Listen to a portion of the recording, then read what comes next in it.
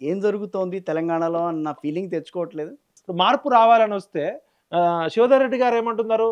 మాకు pink book లేదు, yellow book లేదు, రెడ్ బుక్ లేదు, కాంగ్రెస్ బుక్ లేదు. మాకున్నది కాకి బుక్కే. అవును. ఎవడు తప్పు చేసినా తోలు తీస్తామంటున్నారు కదా! మరి ఇన్ని రోజులు అయితుంది కదా సంఘటన. సుమంత్‌ని ఎందుకు అరెస్ట్ చేయలే? రోహిన్ రెడ్డి గారిని ఎందుకు పిలవలే? ఉత్తమ్ కుమార్ రెడ్డి గారిని ఎందుకు అడగలే మీరు? కొండా సురేఖ గారిని ఎందుకు అడగలే? ఆమె ఒక నిందితుడిని పోలీసు ఆమె తన పర్సనల్ కార్‌లో ఎక్కించుకొని తీసుకుపోయి ఎక్కడ దాచిపెట్టింది? రైట్. హ్మ్. అంటే కేసు ఏం చేయరా మీరు? మనం ఎందుకు కాంగ్రెస్ పార్టీని తెచ్చుకున్నాం, గవర్నమెంట్‌ని కావాలని అనుకున్నాం, ఏం అభివృద్ధి జరుగుతోంది అని అనుకుంటూ ఓ పక్కన వ్యతిరేకతను మూటగట్టుకుంటోంది కాంగ్రెస్ పార్టీ కదా! మీరు అంటే కాలం ఎంత గొప్పదంటే సెల్ఫ్ గోల్ అంటారు కదా! ఆ! మరి రాహుల్ గాంధీ గారు యాదృచ్ఛికంగా అన్నారో, కాకతాళీయంగా అన్నారో గాని, ఇప్పుడు మీరు చెప్పిన క్వెషన్‌కి ఆన్సర్ ఏందంటే టాటా, బై బై, ఖతం. కదా! ఇప్పుడు చిన్నజీఆర్ స్వామి ఒకళ్ళు అయిపోయింది అంతా అయిపోయాయి అంటారు కదా!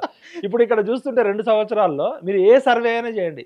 స్టేట్ గవర్నమెంట్ చేసిన ఇంటెలిజెన్స్ డిపార్ట్మెంట్ గాని, రేవంత్ రెడ్డి గారు చేయించుకున్న పర్సనల్ సర్వే గాని, ఒక ఇండిపెండెంట్ బాడీ చేసిన సర్వే ఏజెన్సీ గాని, హ్మ్. టాటా, ఖతం, బై బై.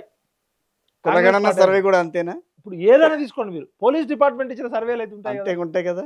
ఇయాల ఖర్గే గారు వాళ్ళెవరో పాపం ఎన్ఎం శ్రీనివాస్ రెడ్డి, హ్మ్. కొంతమంది ఎమ్మెల్యేలు, అవును. దామోదర్ రాజనరసింహ గారు ఆయన ఆరోగ్యం గంటన్నర పాటు తిట్టిన తిట్టు తిట్టకుండా వీడు మొత్తం కాంగ్రెస్ పార్టీని ఖతం పట్టించిండు. రేవంత్ రెడ్డి వచ్చిందే కాంగ్రెస్